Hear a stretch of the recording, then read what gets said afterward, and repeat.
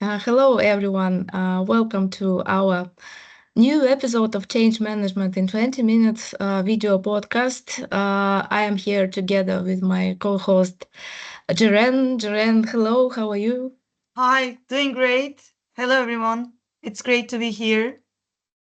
Yeah, same for me. And by the way, we have some good news. Last week, we managed to meet with Jaren in Istanbul, offline, face to face. So we Yeah, had a lot of different productive discussions, and I think it will be really a good impact on our product of this podcast, and not only this podcast. So stay tuned for new products.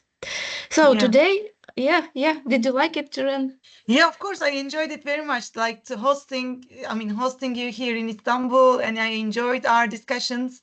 There will be new projects coming, so stay tuned. Yeah, thanks. Thanks for the coffee. It was really nice. You're So, welcome. let's start today's episode, and it will be dedicated to one of the most challenging issues of any change manager, as you have seen in the advertisement, and that's change resistance. Yeah. So, here, Jiren, I would like to, you know, have your answer on the most ABC question of this episode. So, what is actually the resistance to change? Can you explain that to our attendants? Yes, sure, Yulia. Resistance to change, resistance to any change, anything that is changing in your life is a very natural reaction that people have when they are faced with new circumstances, new ideas, or any change in their environment. It can be like divorcing, getting married, like moving from one house to another, changing jobs, having a baby, everything new in your life, also in your business life, creates some changes in your environment. So then you can be like skepticism. You can have skepticism, you can have fear, you can refuse from time to time to participate in those changes because some of them may not be in your controlled area. So people may think or say, like, we have done this before, our business was better before, why are we changing? This is not the right time. So they will be reluctant to move out of their comfort zones, which is normal. Like it's the natural reaction. And it's usually coming from a point of fear because they don't know what's going to be happening to them in the future, in the long term. Oh, yeah, I can relate to that because we are like people of habits. We don't like stepping out of our comfort zones. Yeah. Agree. Currently, for example, I'm trying to make myself go to the gym. I know it's needed, but still there is a harsh resistance. So I really can relate to what you're saying, Jaren. And yeah, no one likes stepping out of the comfort zones, right? And another common phrase that we usually hear as specialists is that that's how we do things around here in this company, dear consultant, for example. So, what does this show to us? First of all, this means that the resistance is rooted deeply in the culture of the organization and also from the established norms. And people stick just to what they know. This is quite normal for them. And it has worked in the past. So, this is a good example how to do things. Yeah, probably they just forget that it can be not a very efficient way. So I usually answer to them, okay, this is good that things work here for you in this way, but then why we as consultants have been invited by your management as change managers? So this is a philosophical question, right? Yes. I'm sure they don't like when you ask that to them because they may think that like it's not, the change is not worth the effort. You are coming there just because management asked you, but you are not needed there. So they are just trying to make sure that you are feeling useless there, but it's not the case. Yeah, a lot of explanations has to be there, definitely. Yeah. So let me ask you one question right now. So when you explained the things that you are coming through when you are dealing with the companies that you are consulting, let me ask you what type of different resistance you see when you are dealing with different change initiatives in the companies?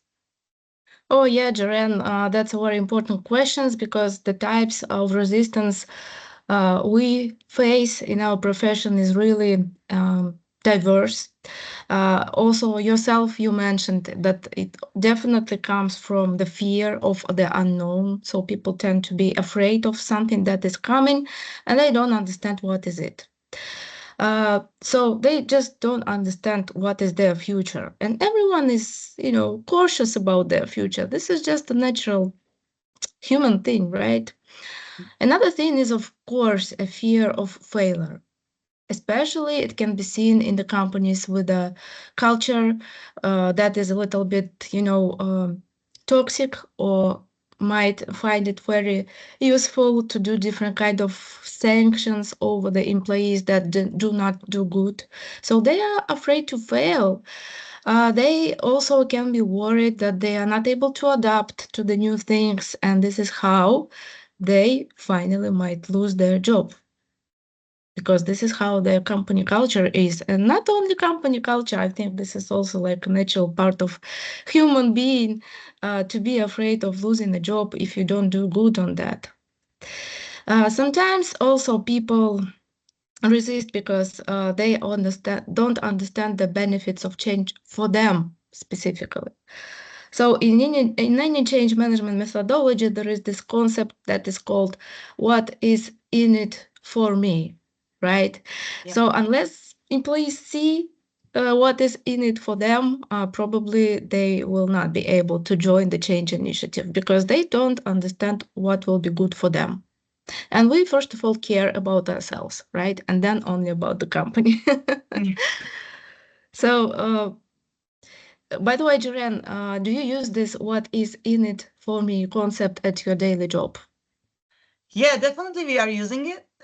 It's important. What's in it for me? We use it almost on every change initiative. It's the number one thing that we are trying to focus on and then convey as a message.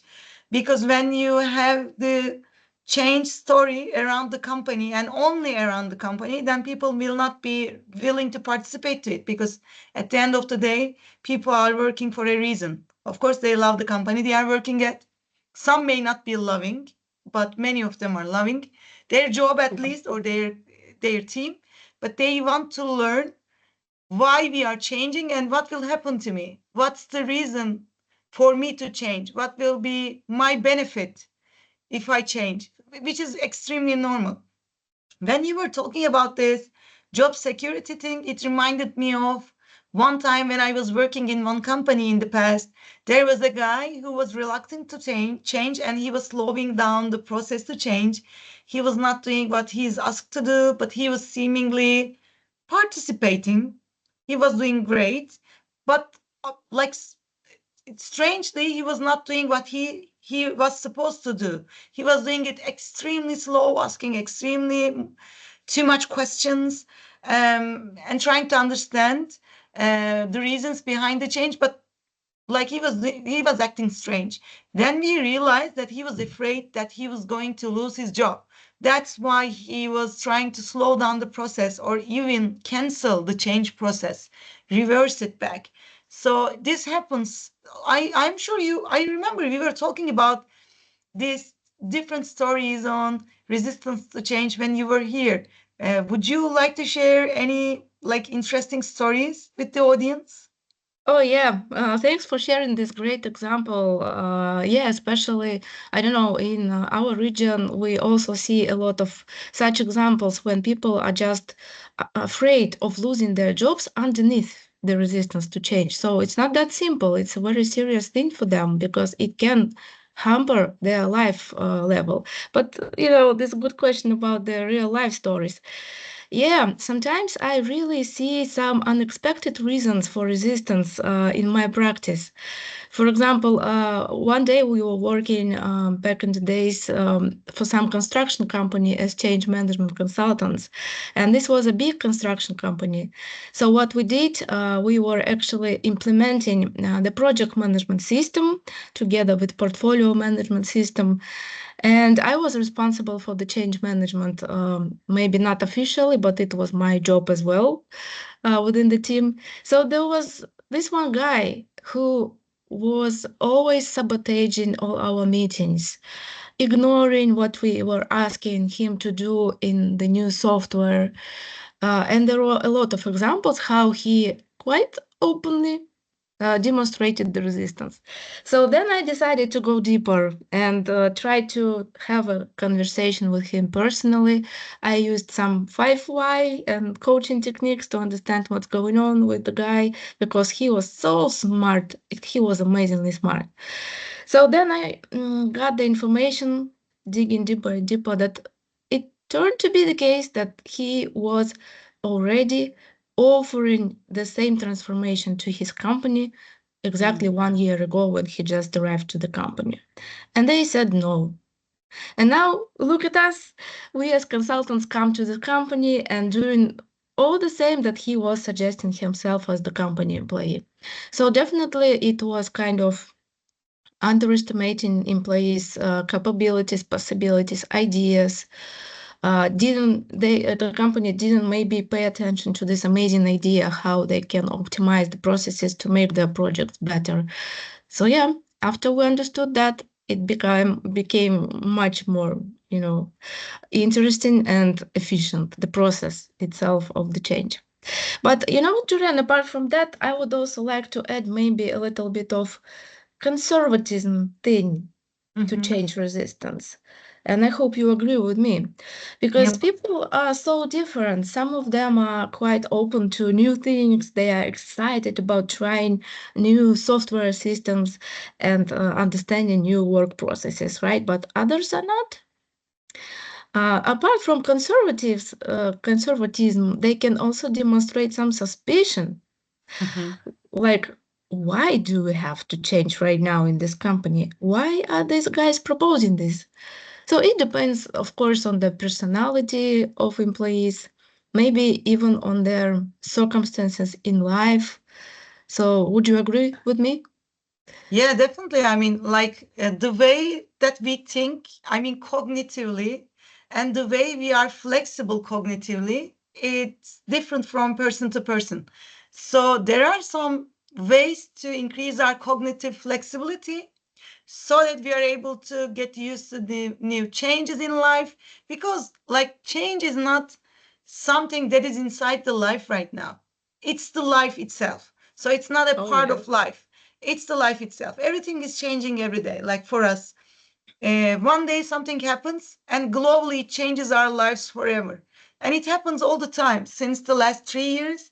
You know how much change we have gone through and still going on. Like we can never know. So having the cognitive flexibility, it's different from people to people, but I mean, if you have a company culture that is fostering different thinking, then it will be a nice step to overcome this, I can say. Oh, this is amazing. This is such a nice comment about the company culture fostering this innovation and Yeah. diversity. Thanks for that. And also, Joren, what are your life hacks in addressing different kinds of resistance when working as a change manager? So first of all, there will be always resistance. You cannot have zero resistance. Just take it Oh, as yeah. the number one thing on your list. So secondly, if you're a change manager in any company and the change is not happening in your department, like change management department, then to any change, you will be a stranger. So you will go to that team and you will introduce yourself and you will try to understand what's going on there. So any resistance that will happen in any place, any department in your company, or any company you are helping going through change, you need to understand that there will be some people who don't even understand what's going on there. So everyone is on the different stage on change, let's say roller coaster. It's like a roller coaster. Some of them are at denial stage, some of them will be at anger stage, some of them will be like already coming through this change and then having some optimism towards the change. So everyone will be in different stages. So first of all, you need to make sure everyone understands what's going on. So being aware, awareness is the first step. And you need to communicate. And Oh. you need to understand the concerns. If there are any, there will be many concerns. Asking, as you said, having the technique 5 whys. So why is this happening? Why are you afraid? What is your concern? Why are you concerned about this? And then treating resistors with respect and dignity, because it's normal that they are trying to serve, like they're trying to keep what's happening in their lives. They may be afraid. It's normal. Take it as a normal reaction. And you need to hear people. You need to make sure that they are feeling valued and heard. Even if you are not going to do anything with their complaints, still you need to tell them, hey, I heard you. I will try to do my best. I will try to involve you on the planning phases. And just try to involve as many stakeholders as you can from the very beginning of the change process. So they will be like, people just support the things that they have said. You cannot put things in their mouth. They will just say things and then they will support what they have said. So make sure that people talk, people agree, involve them, and then you will benefit. And the organization will benefit as well. Yeah, that's right. So we cannot fire people, can we? No, no. No need to fire people. Like having people that know how to do their roles, their job. They are values for this company, for companies. So you cannot fire them. So when we are talking about this, how are you going to encourage a process? Like, are you going to regularly re-examine the change proposal? What do you think? Oh, this is actually a nice thing to discuss. Definitely, we should be ready to re-examine how the change is going, because usually in the beginning it's quite complicated. Then later we might see some people moving from non-supporters of change to supporters of the change. But of course, this requires time and, of course, hard work, right? This is why our change management profession exists. So, yeah, we need to understand what are the concerns of people affected by the change, what worries them, how can we help on that, as you say. Even if we cannot help at this specific moment, we should be here for them all the time, showing the support, building the momentum, and also, very importantly, showing them some early wins from the process. Because when people see some small wins, like early wins, quick wins, they are very happy about them being part of this change because they can see the results and how it makes their life better. So also there is one important rule from change management methodologies. Maybe you, dear attendants, already heard about that, but if not, here we are for you. So try to focus your efforts on the fence sitters who are a little bit maybe not sure which part of the change they are taking. Are they supporters or are they actually resistors? So this rule is called 20, 50, 30, because usually it's 20% those who support the change, 50% those who are kind of fence sitters, and 30 of those who will be resisting very actively. So don't spend too much time on those hard resisting people. Better focus your attention on some other groups of your change audience, and it will give more results to finally turn even resistant people to our side. So yeah, this is basically it. And lastly, I would like again to mention the importance of communication. Communicating, and I hope, Jiren, you agree with me, is our everything. You should be transparent, you should be ethical, you should be supportive, and you should be also sometimes insistive. And you also should understand that the structure of communication during change is a very important thing because it's important for building the trust when changing. And this is a matter, this is already, life hack for success of any change, the trust. Yeah. So I think we have really discussed a lot today about change resistance, and this is just eternal topic. You can never finish discussion on that one, right? Yes. Yeah. It can last like 4 hours and still not finished. Yeah, so to wrap up our today's episode, let us remember that resistance to change is actually a natural part of the change process. This is a human-related phenomenon. So maybe we can do some efforts and understand the reasons behind the change better, how we can address them in more details, and this is how we can finally maybe facilitate smoother transitions to new processes. Right, Jared? Yes. Yeah, so yeah, it was a nice and fruitful talk. As you said, we can talk about it for hours and still we cannot finish it. It's natural. It's normal. You cannot have it zero in your change efforts. Always there will be some resistance, which is normal. And at the end of the day, the only cure, as you said, for resistance is communication, like communicating properly, openly, every time, each time, especially for not only for change leaders. Of course, we are going to manage the communication plans and the vision and the messages we are going to convey, but also for leaders. Communicating when you are managing a team going through some change and when they have some resistance, communication will be the key for you to overcome the resistance and make sure that the team is next to you, supporting you throughout the change. So for maybe for the next episode, we can talk about change communication if that's okay for you. Yeah, this sounds as an amazing topic for the next episode. So change communication. I'm Yeah. in completely. Okay. So let's do the next episode on change communication, especially for leaders.